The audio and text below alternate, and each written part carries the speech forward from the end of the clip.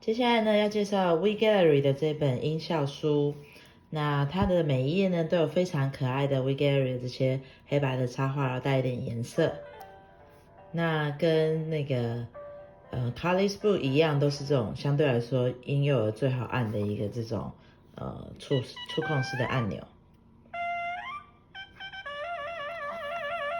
然后不同的那个角色会都有一个不一样的乐器。那它的音节就是比较短，不过比较有趣的是，它最后这一页呢有个功能，把前面上述所有的声音呢串联起来，变成一首歌，就一个比较长一点的音节。那博美后来发现这个功能，就会一直翻到最后一页，在那边摇摆这样子。